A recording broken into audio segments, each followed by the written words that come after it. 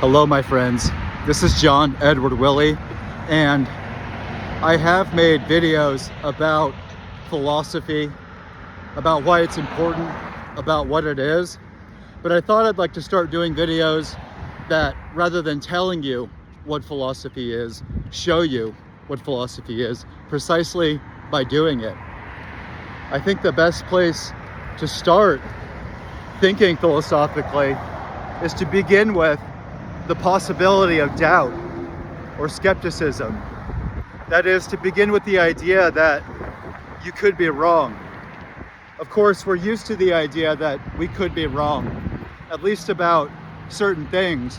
You might be wrong on a test, you might be wrong about your facts, but perhaps some people are compulsive liars, perhaps they are largely mistaken, but we ourselves know certain things.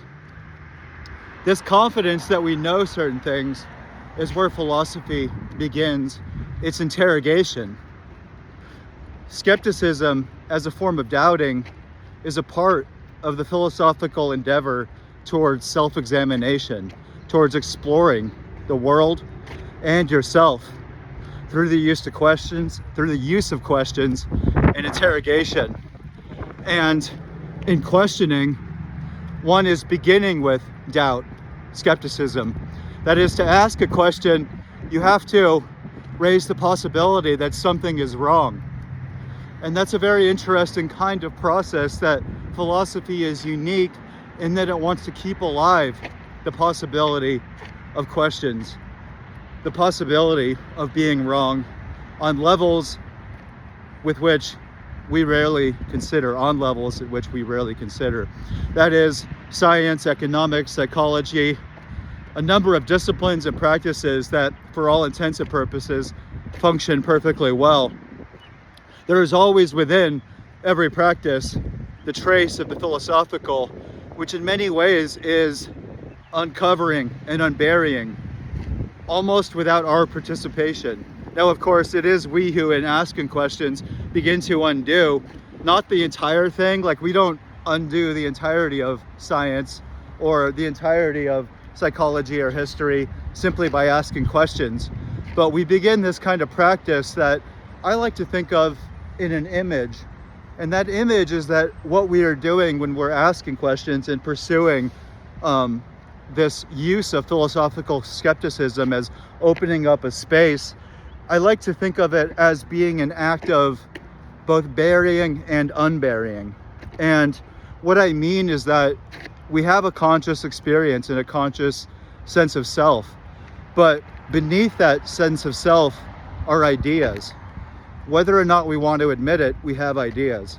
And that's why it's problematic to say that philosophy is irrelevant and silly, because one doesn't escape the necessity of philosophical speculation simply by dismissing philosophy.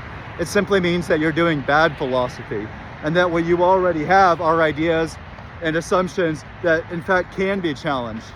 Now, it might be that your life works out perfectly well without questioning. I mean, almost every life functions perfectly fine without questioning. So this is a very strange practice, right? But it's a crucial part of the philosophical life. And in fact, it plays an integral role in the development of so-called societies or civilizations or general thought, meaning that it's only the possibility of asking questions at the most fundamental level that novelty itself can emerge. Otherwise, we're constantly stuck in a kind of morass. You know, it's true that if everyone were a philosopher, everything would fall apart. But it should be said that without philosophy, nothing ever changes and becomes stale and static. And there are endless examples of this in history and in societies. And so it's not merely in the West in relation to Athens, but in relation to all healthy collections of people, there must be an inherent practice of opening, of questioning, of skepticism. Now, what I'm saying in this video might surprise you, but I'll say beforehand that I'm playing on the idea of doubt along with its twin sister, which is affirmation. There's doubting and then there's affirming. They're saying no and they're saying yes. And I think philosophy as a practice, as a process, is twofold. I think that philosophy on the one hand is fundamental in deconstructing or undoing false beliefs, those hidden ideas that I was talking about earlier. Philosophy is perfect for detecting the problems in our ideas that we can't justify. And out of a sort of self-respect, we learn to let go, to let die the ideas that are unalive. And again, I'm speaking figuratively, but what I'm suggesting is that a ruthless self-criticism ultimately will destroy everything that you think you know. And it is true that in thinking philosophically, you potentially do leave yourself in a place of radical doubt, of cognitive dissonance, or what John Keats called negative capability. I think that there's a response to this state of skepticism, which is what I mean by surprising you. And to discuss this, I'm going to discuss two philosophers, Rene Descartes and David Hume. One a French philosopher from the 17th century and another Scottish philosopher of the 18th century. And I want to discuss how they relate to the question of skepticism and doubt. But I begin with this question of affirmation and skepticism, because Descartes is famous as a philosopher for doubting everything. He's the prima facie skeptical philosopher. David Hume is also recognized as the fundamental skeptical philosopher, except that Hume is connected to the English tradition of empiricism, and Descartes is connected to the French tradition of rationalism. And what you find in their approaches are two radically different responses to what in the 17th and 18th century was a kind of crisis. And by crisis, I mean it threatened to tear everything apart, and it's the effects that it had on Europe were absolutely huge. And what I'm talking about is the possibility of a skepticism that went beyond doubting the existence of God, but it was a skepticism that doubted everything. And this had to do with the fact that as a culture, the French and the Scottish were wrestling with having recovered the works of ancient Roman and Greek philosophers, namely Sextus Empiricus and Pyrrho and others, who are in many ways a continuation of the Socratic and Platonic tradition. But what you find in these works, and what scared the shit out of 16th and 17th century Jesuits, as well as thinking people in general, was this idea that the truth itself might not exist. That because of doubt, we're left in a place where nothing can be justified. And the political repercussions of that thought are huge. When the king or the pope can no longer justify their power because that can be doubted, and when reality itself can be doubted, how is a person to even understand who they are? These effects were very, very real, and we've largely perhaps outgrown them, but we are still the living embodiments of two different responses, or many more responses, to the possibility of doubt. Like if you look at that movie, The Matrix, that came out in 1999, it's a movie that represents a general thought that people have about the possibility of skepticism. Because The Matrix itself is a movie that to many people represents what it would look like if we were wrong about everything. Now, of course, there are serious flaws with The Matrix as the embodiment of skepticism, but it does exist in the popular imagination as a form of skepticism. Now, what I want to say is that that's connected to Rene Descartes in many ways. Of course, it's not directly connected, and there's a long history, but the very idea of doubting everything raises almost a science fiction-like question, which is, how does our world exist if we're wrong about everything? And if that's the case, how would we know that it doesn't exist? That kind of question opens up in many ways. But for Descartes, what made him a revolutionary thinker is that he was aware of the skepticism, but he also developed what was called a methodological skepticism. So Descartes wanted to think clearly and consistently. So he doubts everything. And what he ultimately discovers is what we're familiar with about him, which is, I think, therefore I am. Because Descartes' position is that the one thing that he can't doubt is himself as a thinking subject. So the very possibility of asking a question to Descartes presupposes the existence of a thinking self. And he was satisfied with that, and a lot of other people were satisfied with that. And it really allowed them to step away from this question and this issue. But it also set in effect a number of other things that not only lead to the movie The Matrix, but ultimately lead to the shallowness of a hyper-industrialized consumer self. Not that I'm not a consumer self. I'm more of a consumer self than anyone.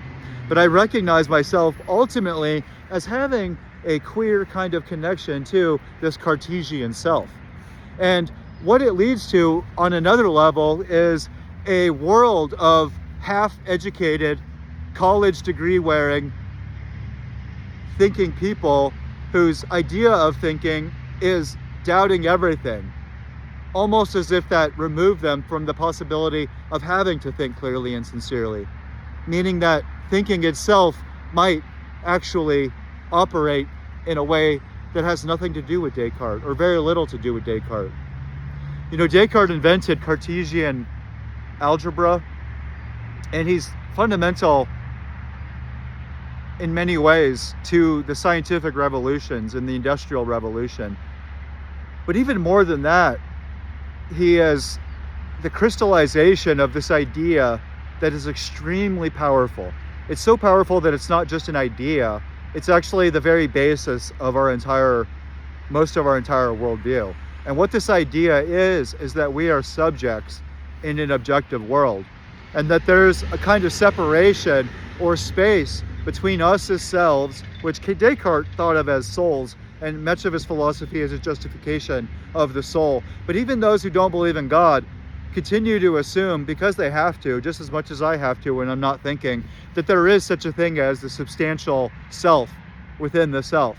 And not only that, another fundamental feature of Descartes' thinking, which I'm not questioning right now, I'm representing as actually a powerful basis for political and scientific thinking, because you can't even have the liberal revolutions that are connected with democracy and Republican thinking without Descartes.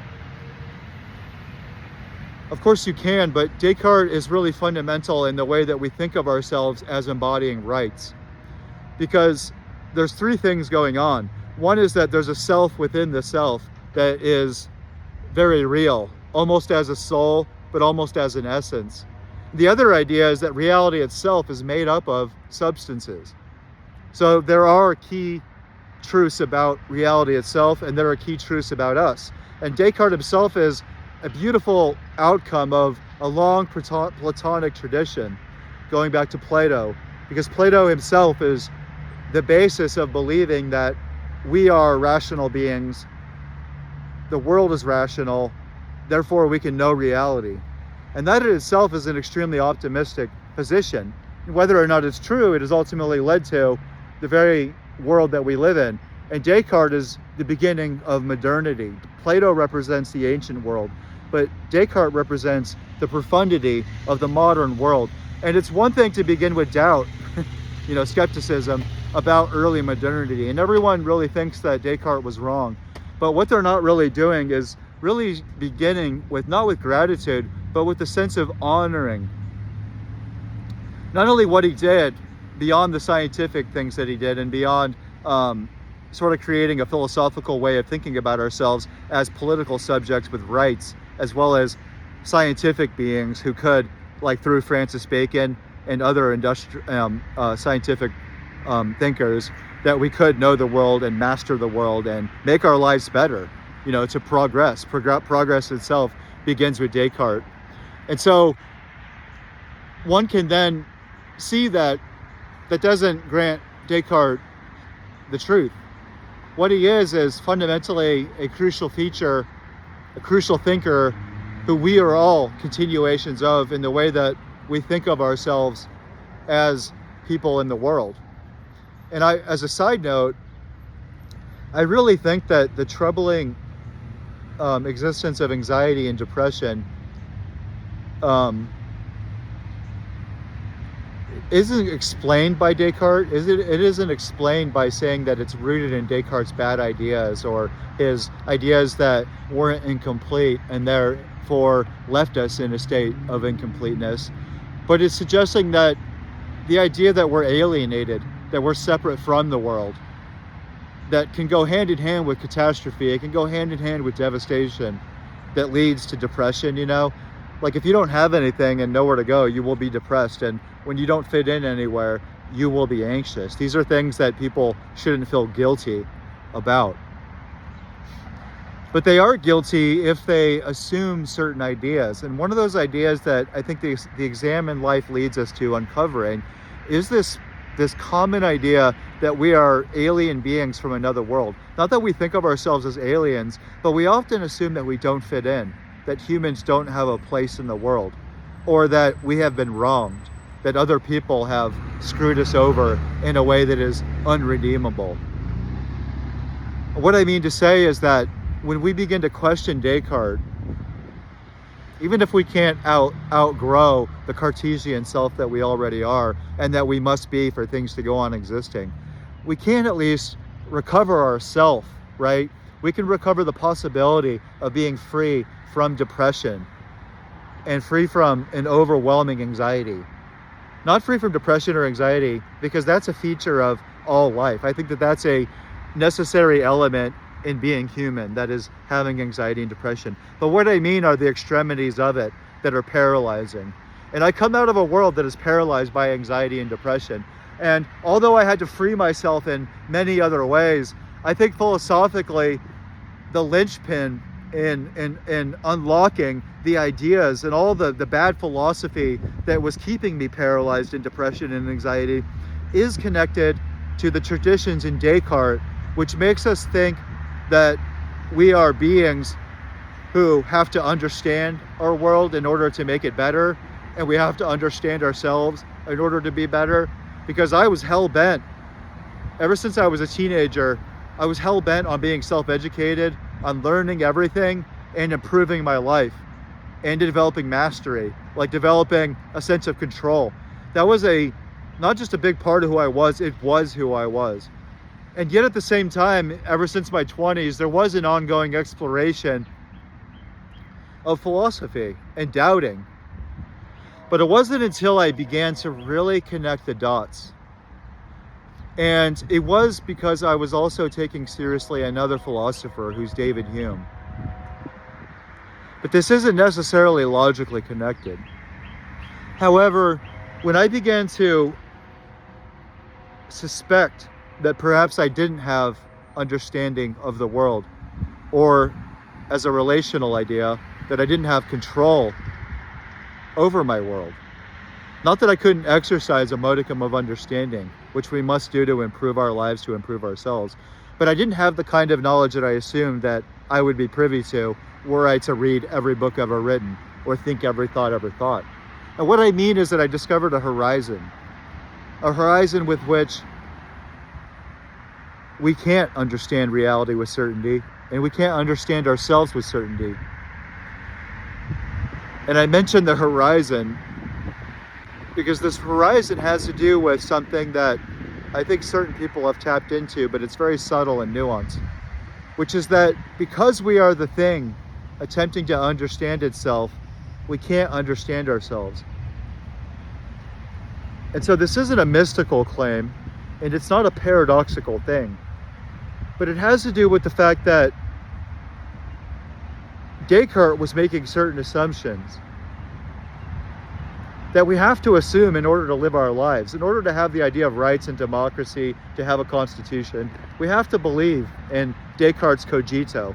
We have to take for granted the idea that on a certain level, we are subjects capable of making choices about what is true or not true.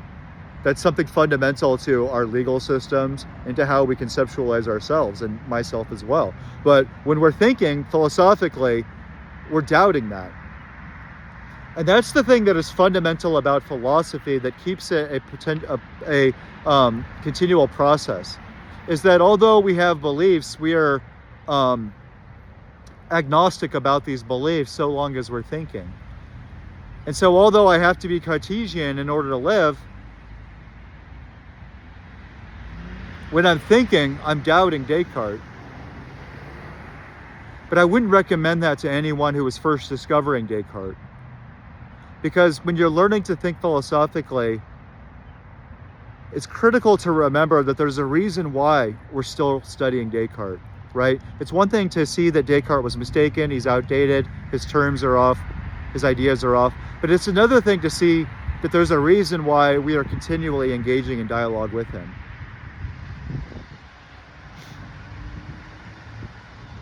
And I think that's where discovering David Hume and his form of skepticism is critical. It's life-changing. And I feel very lucky that I discovered David Hume in the way that I did.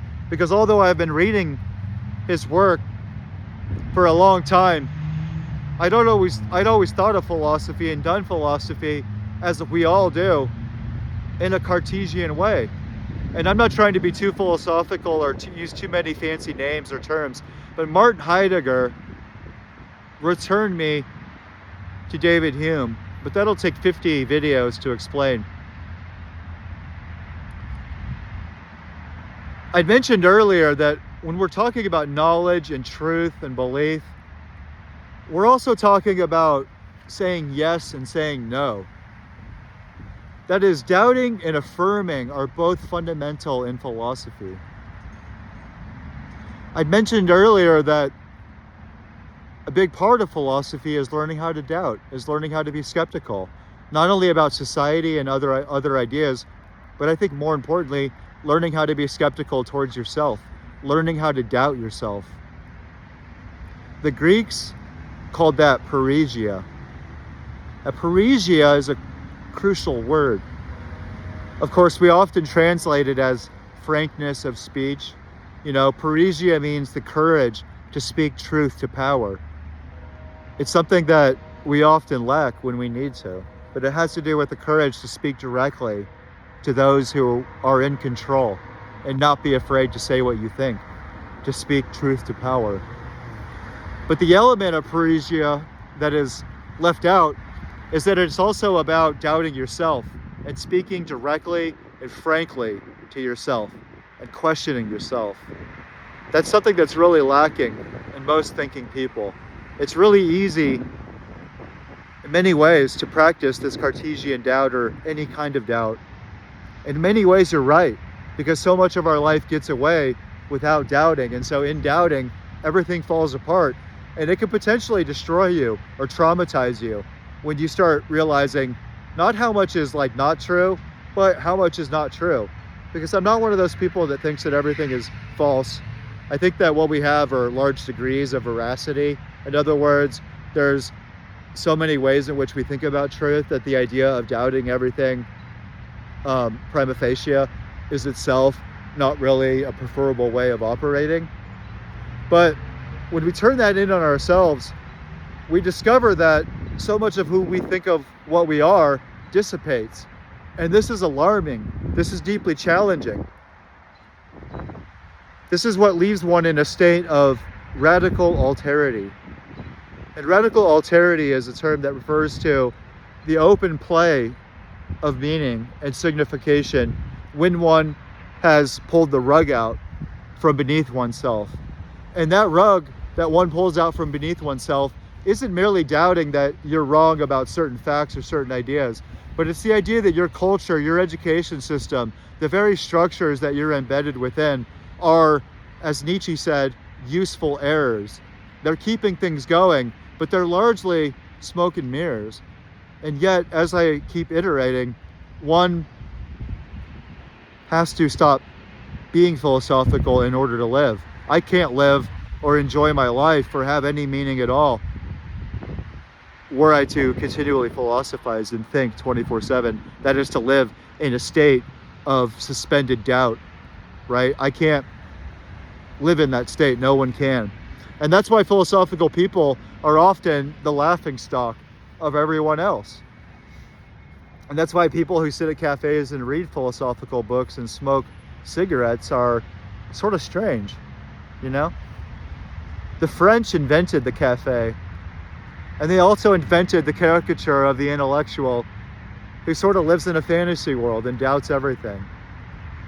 And yet our colleges keep this alive, because the very experience that, based on the people that I've met who've gone through college, who've had college degrees even, and who've had taken college courses in philosophy, it's very rare that they're philosophical themselves. It's very rare that they love philosophy or that they have a taste for skepticism. In fact, it's often used as a kind of tool. It's often used as a kind of weapon. You know, Nietzsche explains ressentiment, so well. And Nietzsche's idea of ressentiment or resentment is a common psychological feature of many of us. Ressentiment is what we do when we're in deep pain, when we're pushed up against the wall. Ressentiment is when we use our weakness as a strength, because we feel, at least, that we don't have control. We start creating ideas that give us a superiority over those defeating us. And this exists in many, many different ways. It's not just that one people is doing this to another, but that ressentiment isn't actually a weakness. Because Nietzsche was able to see that it's actually a profound ability that humans have. The ability to use resentment is the ability we have to get power over other people. And the power that we get over other people, for Nietzsche, much of his life or his thinking had to do with an investigation of Christianity and its development of ressentiment, not merely as a form of weakness, but as a profound tool in occupying the minds of the stronger. Now, on the other hand, I don't think that's the end of the story. One thing that I write about that I want to talk about later is that I'm not sure Nietzsche's critique of Christian love is the end of the story. So please don't take me as being in one camp and not another. What I'm saying here is that skepticism, like the ability to doubt things, to simply say that's not true, or more profoundly to reject your opponent's assumptions, that's like the thing that, if one is paying attention in philosophy, that you can use for the rest of your life as a way of winning every argument. Like, how do you win every argument or every discussion? You simply don't grant your opponent's ideas any basis. You simply don't allow them to force you to believe what they take to be true. And so it's a way of continually stepping back. And in many ways, it's a fundamental step in philosophy, to step back, to doubt. But it's ressentiment when it's used as a way of not engaging in any serious way the intellectual problems that we face. And not only that, it's really terrible when it's used as a way of gaining superiority over other people who are not used to thinking skeptically. It's used as a way of gaining power over people who have never really dealt with the fact that they could be wrong. And in that state of hesitation is how the intellectual takes control of a person's mind. I mean, it's very fascinating, you know? And I, as a young person, discovered the power of language and the power of ideas in the way that it could, in fact, operate in a way that could control minds, could influence people, could affect them. And we see this in people all the time, in the way that they're able to use pity and weakness and victimization as the basis of power. And obviously, it's not as if we weren't emerging from the wreckage of our lives, as if there weren't a catastrophe. And it's not the case that people are lying about being victims. But one has to have a keen sense when one is going person to person, which is the only way that thinking operates. One has to be thinking situation to situation. It's in that possibility that one begins to see the degree to which people naturally use their victimization for everything it's worth. And yet that victimization isn't really what we typically think of it as. Because in many ways, we're unclear about it with ourselves. This is rarely something that a person is even clear about. It's really something that can be used immediately as a raw psychic force. But I think it's connected to Descartes, and I think it's connected to the movie The Matrix. And I don't think it's a coincidence that 9/11 and The Matrix happened about the same time. Because American culture disappeared into a fantasy world for a long time. And I'm a child of that fantasy world. I'm a child of the 90s. But a manifestation of that fantasy world is Descartes. And the crystallization of that fantasy is The Matrix. Now, it'll take a while to explain exactly what I mean, so I'm sort of planting seeds that I hope to return to so that I can grow these ideas. But the idea that you can doubt everything and therefore not live your life is what happened when The Matrix exploded into popular culture. It told people that you as an individual had a secret truth, that you knew that everything was fake and that everything was just a big construction, but that you had the truth about things. Like, as one homeless guy hilariously once said to me, I think I was walking and he tapped me on the shoulder and said, "You ever seen that movie, The Matrix?" And I was like, "Yeah." And he goes, 86% accurate. And then he walked on. It was strange and it stayed with me. I'm not sure exactly what to make of it. But I think that it's distantly related to the degree to which a consumer liberal culture was able to exist without paying attention to the brutality that had been growing in our cultures all the while. It had turned away from the growing threats in our world. It had turned away from the very problems that it simply felt it was unable to deal with. And the way that it was able to do that was that individuals were able to play a game where they were using doubting and skepticism as a way of probably mitigating or trying to make sense of what was probably overwhelming. And of course, this has almost nothing to do with what I'm saying, but it is indirectly related. What I'm hoping to emphasize is the way that skepticism is used by conspiracy theorists and bad Marxists as a way of dealing with everyone. Because their first move is to doubt. Like I said earlier, their first the way to win any argument, like the way to defeat anybody philosophically, is simply to not grant the first assumption. That is, to not even give them one idea. No matter what they say, you doubt. Now, what this isn't is giving your opponent the possibility of being right about one thing. So what that would mean is that one isn't beginning with skepticism. One is beginning with at least one affirmation of the person you're talking to. In other words, you can't have a dialogue if you will not at least presuppose that your opponent is right and then build from there. This is a subtly overlooked thing, but it is largely ignored in the way that philosophy is taught. And it ties into something that I think is fundamental to what I'm saying here today, which is that on the one hand, philosophy is a practice of skepticism. It is a process of taking apart ideas. But a big part of who I am and what I am, only because the world and thinking people are the way that they are, is that I see the other side of philosophy, the other part of the philosophical process that is completely ignored and completely overlooked, is the part that begins with this suspension of doubt. When you discover that you're wrong. It seems as if most people leave college with degrees thinking that this is the whole of philosophy. And they're very smug and very snide about those who then go about experimenting with positing ideas. That is playing with the possibility that thinking still had a role in our lives. This is the thing that we almost forgot. And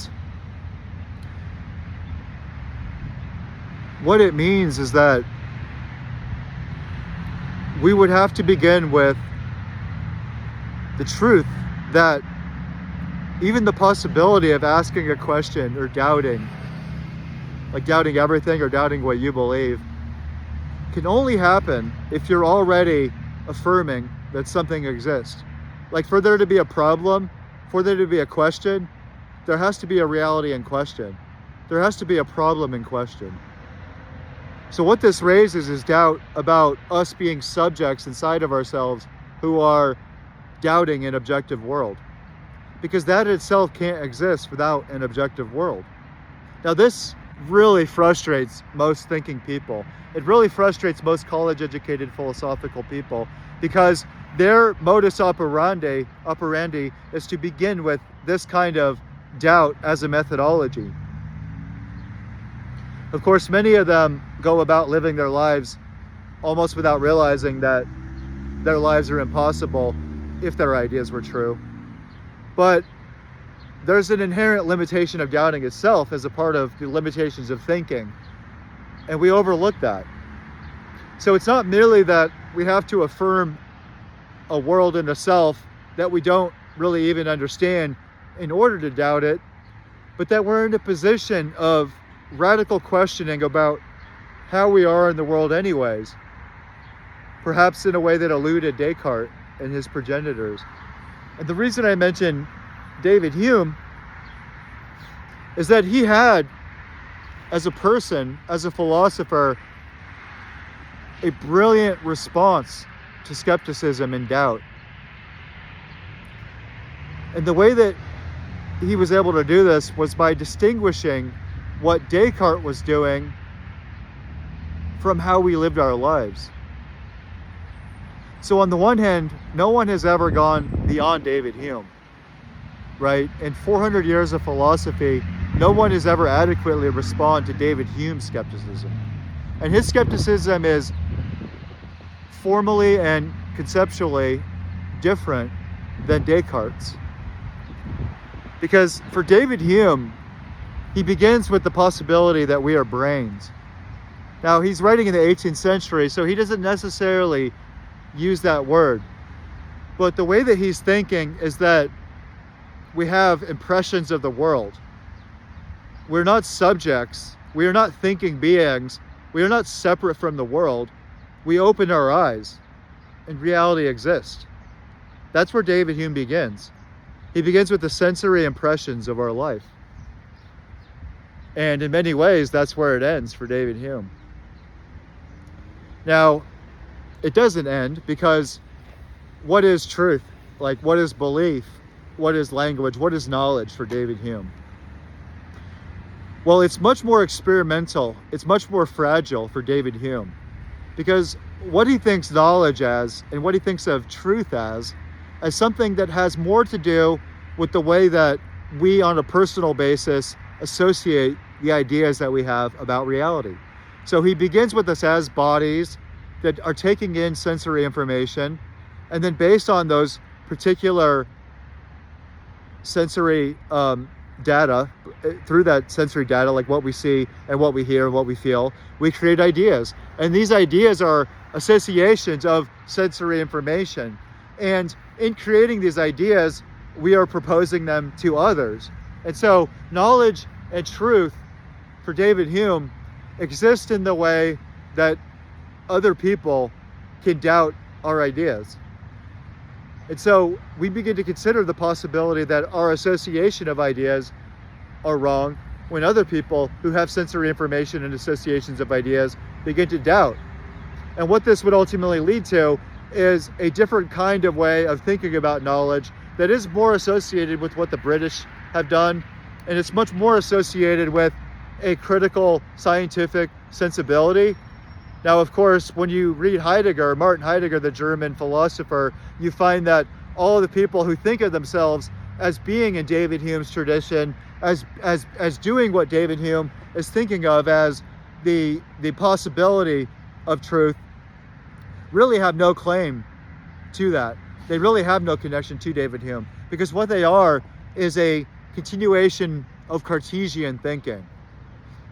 And again, that'll take a long time to explain, but what has to be emphasized is that for David Hume, we can only question so much in the day. And then we had to go about living our lives. Now, this doesn't mean that our lives are true and that there's something stupid about what philosophers are doing, but that the only way a person could actually live with this kind of skepticism, which would rip apart everything, the only way that one can live with this ability that we have to doubt everything, to question everything, to ask question after question after question, which is kind of how I lived for a long time. The only way that we can sustain that kind of like alterity, that kind of uncontrollable dynamite like feature. And by the way, David Hume had a mental breakdown. Like when he was discovering his own philosophy, he literally had a mental breakdown. So the way that he recovered from this mental breakdown is precisely what I'm suggesting here, because it's precisely the antidote to assuming that the first part of philosophy, which is radical skepticism, is the end of the story. That's all there is. That's what David Hume discovered in his mental breakdown. But what he discovered is really, really deep, and it's really profound. And the best way to put it is that it's one thing to be skeptical, but it's another thing to be skeptical about skepticism. Because you see, David Hume tapped into a part of Sextus Empiricus and the Pyrrhonic traditions that went back to ancient Rome and ancient Greece, and had a lot to do with what is called cynicism, which isn't what we think of as cynicism, but cynicism in a way that's more related to what Socrates was doing, having to do with doubting everything and seeing that it's possible that nothing is true. David Hume tapped into an element that the Greeks had a sense of, and the Romans had a sense of very rarely, but it was a skepticism of skepticism. And there's another philosopher named Michel de Montaigne, a French philosopher, who, like David Hume, had a different kind of relationship to skepticism that Descartes and all of his followers, all of his progenitors in all of Europe, all of these traditions of knowledge that even bleed into the traditions that occur in Cambridge and Oxford, that are connected to Hume only in name, but they also betray. Hume was able to smile. Hume had a smile that's almost like the Mona Lisa smile. And Michel de Montaigne has a smile that was almost like the Mona Lisa smile. What this isn't is radical skepticism and doubt. Nor is this a rejection of doubt, as if one was just kicking a tree, you know, like some people will just kick a tree and they'll be like, oh, that's obviously real, skepticism is bunk. It's not that either. It's ability to question ourselves as questioning beings. Like, how much can we question? That's something that, you know, Heidegger, as a tertiary figure in this discussion, or perhaps a fourth figure, given that I mentioned Nietzsche. I don't think Heidegger was right, but I love the early Heidegger. And I think that when I connect him with the naturalism of David Hume, I can see that there's something quite amazing going on. And it's not that one should do this, it's not at all related, but if you get a sense, a really deep sense of what's going on in two different traditions that aren't normally connected with this, which is both the radical, like Hermetic, Gnostic traditions within Christianity, which are very rare, and very antithetical to the more commonplace Christian or Judaic traditions. Or if one goes into the East and goes deeply into various traditions that have often lived in the blurry space between Buddhism and Taoism and Confucianism, i.e., if one discovers a group of people who to me are equally as beautiful and remarkable as the Florentines of the 16th century and 15th century, and that is the 8th and 9th and 10th century Chinese, you discover that there's a flowering of laughter.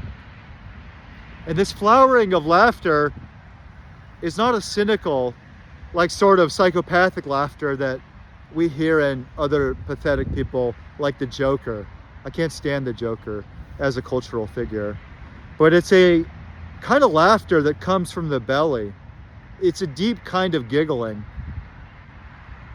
And I don't know if their laughter is my laughter, but when I look back at myself in pursuing this totalized, perpetual project of doubting everything as a way of gaining a kind of certainty over everything, as a way of mastering myself and mastering my reality, I begin to laugh. However, I wouldn't be who I am if I weren't pursuing those kind of questions. And that's why I live in a relation that is both suspicious and affirms. And I think that philosophy itself, not merely as like a set of prescriptions or as an idea, but as a process, has to do with not knowing, but sensing when one should say yes and when one should say no. And I say yes to those who are skeptical in the affirmative realm. That is, I say yes to those who are questioning in a curious, life-affirming way.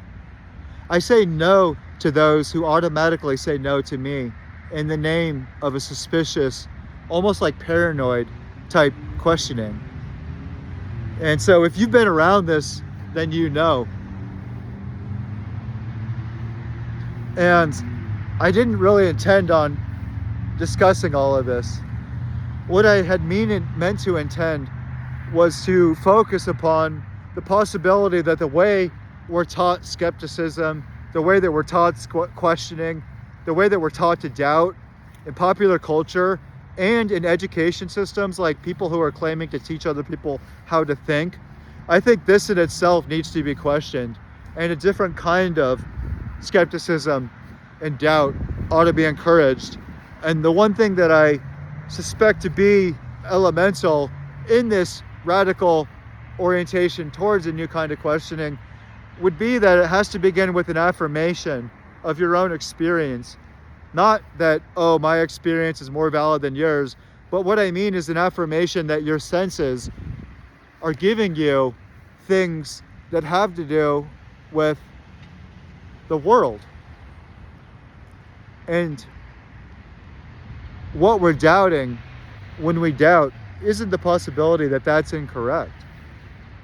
What we're doubting when we doubt is the possibility that our shared ideas aren't real, given that they are in fact experimental bridges. And it's very possible that most, if not all of our ideas are wrong, but that many of them are believed because they prove themselves to be true. And that's why I had to bite my lip and try not to discuss Karl Popper today, or to discuss Feyerabend, who's sort of like an anarchist philosophy of science thinker. Because in many ways, what Karl Popper did is crucial if you're thinking philosophically and critically about what knowledge is, about what truth is. Because for Karl Popper, something is true not because it's true, but because it hasn't been proven to be false yet. And this is a feature of science and thinking that we really have a hard time with. And not only that, but we tend to use it in a way that gives us power, as I mentioned earlier, because it's used as a way of gaining control, as opposed to a way of granting ourselves and others the possibility of a shared truth project. And what that means is that what truth is and knowledge is, as something that isn't true in itself, but hasn't been proven false yet, means that truth itself is very contingent, that truth itself is very fragile, and that when one makes a truth claim, one doesn't have rationality with a capital R. What one has is a proposition that can be challenged. But one is sensing and seeing that even those who challenge are operating in a set of historical narratives, contingencies, and that they can be challenged. And so one isn't left with an easy position. One is left in a philosophical state. That's why philosophy is a process. And yet, when I'm not thinking, none of this exists to me. Like, I don't doubt reality, because its fullness is something that I almost can't think about if I'm going to pay attention. In fact, there's an inverse relationship between our ability to pay attention and our ability to think about what we're paying attention to. And that's why this kind of skepticism really gets in the way of living. And this kind of skepticism is sort of like a cancer within Western liberalism. And I'm not trying to say anything specifically political about 9/11, but I think there's something to be said about the fantasy spaces, the hyper-real, like Disneyland-like quality of our political world, and the way that we pretend to practice philosophical doubt, even the most educated among us. Because to think philosophically and to doubt would mean to affirm reality as it is, and to begin with situations that are so devastating that we simply can't create a narrative or create a story in order to explain. We have to operate in a way that means we make sense of things based on the information that we're taking in and the shared project that we have with others, and a cultural space that is shaped by the possibility of falsification. So I suppose I'm sort of speaking on that level to those who have a real interest in philosophy and epistemology, as they call it. Epistemology is a philosophical word for knowledge, or for our theory of knowledge, how we know what we know. And I think that epistemologically, in regards to truth, there are two crucial things. One is that thinking is inductive, that is inductive with an I, and not deductive. Of course, much of our thinking is deductive, and it's murky. In fact, trying to sort out the difference between inductive and deductive. But what I mean to say is that what we don't have is the possibility of a truth that is transcendent or outside of this world, from which we can base deductive knowledge from.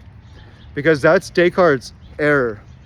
Descartes' error isn't just that he didn't realize that we're bodies, that we're brains, that we're animals, but that he presumed that one could operate without contact with the world. Not that he was anti-scientific, because clearly he's a part of the scientific revolutions, but he is a part of generations of people who continue to believe that one can access truth and knowledge without stepping away from their computer, without stepping away from the classroom. And that's not like a knock on like college teachers or people who live online, but it's a suggestion that so much of our lives are devastated by a kind of crisis that is perceptual. You know, we really just live as if our world did not exist. And lo and behold, that's rooted in the Cartesian tradition. It's rooted in ideas that allow one to use skepticism as a way of controlling other people, as a way of basically lying to yourself, as a way of justifying not believing in anything. And yet at the same time, it gives one a remarkable sense of comfort and safety, because there's almost a cartoonish like quality that comes along with this kind of doubt and skepticism. A more profound kind of skepticism would be that which would question the very idea that we are minds that can uncover a correspondent truth that would correspond with reality itself. Not that we can't have correspondent relations, but that this very problem, this very idea that is reality real, like are we minds, how are the minds connected to the body, all of these problems that we thought of as being so real aren't real at themselves. It's really just a mistaken misunderstanding of the nature of language, the nature of thinking. And so the reason that I'd mentioned the Hermetic tradition on the one hand, but also like the various Vedic traditions on the other hand, is I think that people intuitively all along have had a keen sense that we are beings who have an original relationship to the world, and that we can challenge other people's relationship to the world, but that there are certain underlying things that can be challenged but can't be challenged. And one is a fool on the one hand not to challenge them, but one is also a fool to pretend to continually challenge them. Because what one discovers through David Hume is that the world itself opens itself up to our questions. And that's the thing that I think is so astonishing about the connection between David Hume and Martin Heidegger, is that we find that when we can let go of this confusion and these terms and this language, that there never was a division or a barrier between us and the world. We are expressions of that world.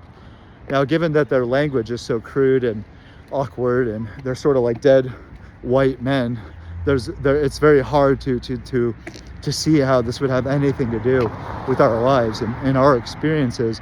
But that's precisely what is at the heart of my attempt here, this excursion into the heights of philosophy, and then the swooping down into the messy details of actual life.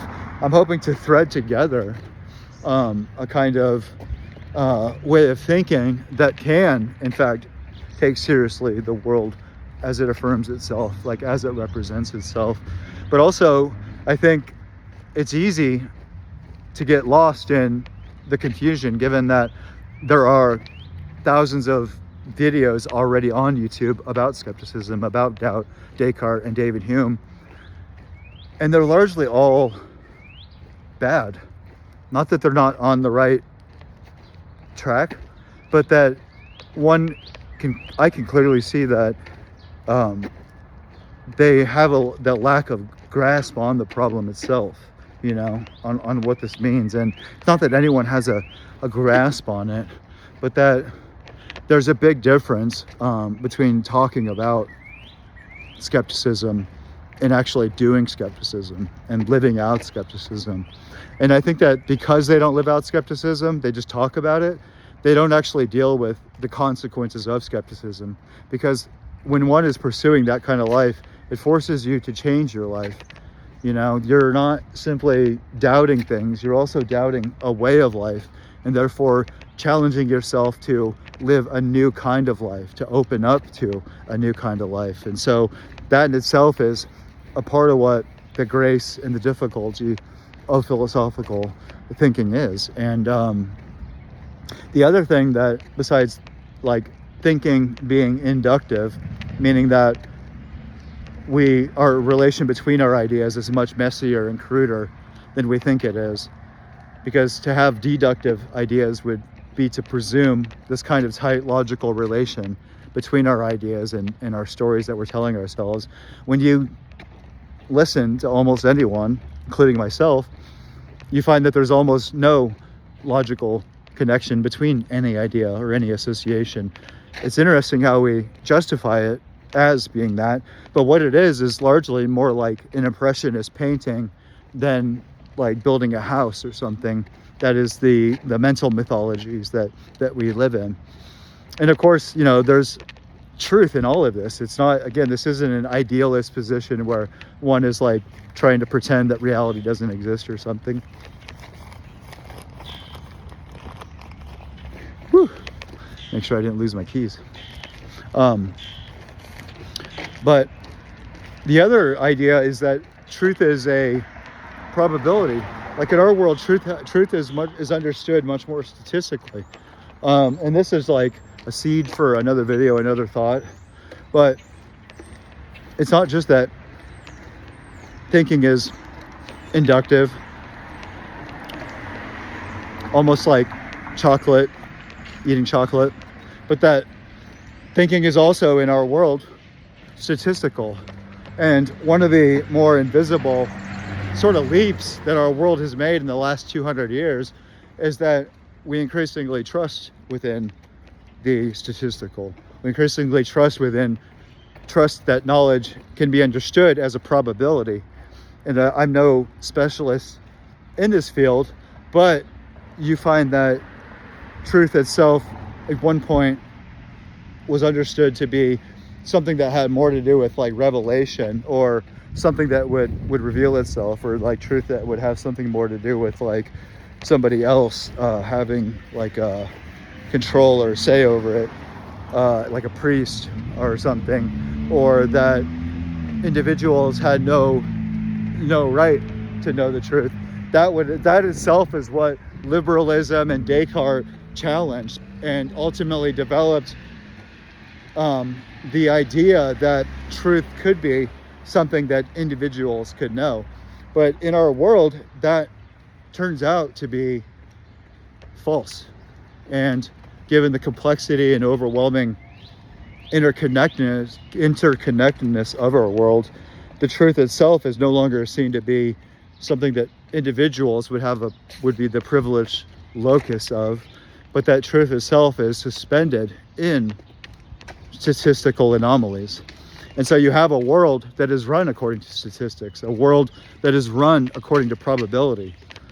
That is the technocratic computer systems and bureaucracies that basically ensure that the very worst doesn't happen, are acting not in the name of a truth, but in the name of a probability that everything could go wrong. And so the need for stability, the need for life as we have it, depends upon this kind of thinking, not because we would prefer it, but because it allows us to structure our thinking and to structure our world. And I find that one discovers in David Hume the way out of this, at least if it were to become something that is troubling or something that is difficult. So long as one is gaining from this thinking, it's worthwhile. But at a certain point every day or in a life, thinking begins to work against the person thinking. And that's why knowing how to relax, like knowing how to have peace of mind, becomes critical in learning how to live, and even in learning how to find something to doubt, And so David Hume is a wonderful philosopher, because his combination of ruthless critical insight along with a very human, very grounded kind of response to what for 2 centuries was making people go crazy, and that was radical skepticism. He was sort of able to have a much more relaxed view of skepticism, and that's why the final thought here has to do with human nature, because the difference between Rene Descartes and David Hume is their ideas of human nature. Descartes basically presumed that we are rational creatures who could know the truth were we to engage in it. But for David Hume, human nature is something that is much messier. It's much more touch and go. It's much more noble on the one hand, but also much more limited. David Hume had a sense of mystery that Descartes really was terrified of. You could see that both Pascal and Descartes were horrified at doubt. But like I'd mentioned, David Hume and Montaigne were very comfortable with it because they were very comfortable with human nature. And another way to think about this that I discovered that helped me so much is that the world will take care of itself. that things will answer themselves. And so when one begins to doubt and then learn how to relax and be human, the questions are answered. And like the questions that I asked when I was like 16 or 32 years old, I will awake one fine day to have that answer given to me, not as an answer in the way that we typically think of answers, but as an answer that almost has something to do with other traditions and their revelatory insights. Not that there's some voice from an outer world, but that the very things that you think depend so much on your mind, that depend so much on your understanding and control, have nothing to do with you, because life itself like reveals itself and it'll tell you what to do. And so you find that the problem, like even ethically and intellectually, has nothing to do with knowledge. It really has much more to do with the courage to like do what is right isn't the same thing as knowing what is right. And that's why the idea that like ethics itself would be an intellectual problem is already off to a false start, because the issue is that courage. And that's definitely connected to being able to see through the limits of what skepticism can do, so that you can sort of recover a more human being within you that can learn how to accept a nature that is neither shameful nor heroic, but is a self that is a brain trying more or less to make sense of the world. And so we are only helped at that point in learning how to relax our self-consciousness and like learning how to doubt our ability to doubt. And life can push you to such a degree that when you try to live out your skepticism, you'll sort of be forced through like brute reality to accept the limitations of doubt. And I think that's what happened to me. Like I lived through my doubt for so long. I lived the part of this philosophical process 24 hours a day that I think that I just exhausted myself so much so that I had to give up, and I committed a kind of intellectual suicide. But ironically, that intellectual suicide like allowed me to be reborn as something more than an intellect, as a human being. And so I think that's like the possibility that David Hume offers. Not just David Hume, but the ideas that he was able to propagate have to do with seeing ourselves in a much more human way, and seeing that skepticism really is a double-edged sword. And so one has to learn how to be ruthlessly skeptical and critical and doubt everything. But that's not the same thing as learning how to be a human being and learning how to put pieces together and learning how to tell a story that isn't just another story, but is making use of what you've learned and learning how to put together all the fragments that are left behind after this doubt. Because in affirming that and in affirming yourself, that's when you discover, I think, that what the philosophical life had always already been after, which is like what the Italians call the beautiful life. Isn't that interesting? The examined life and the beautiful life. I think they're related. But I'm John Edward Willie, and I hope you enjoyed this. I certainly did.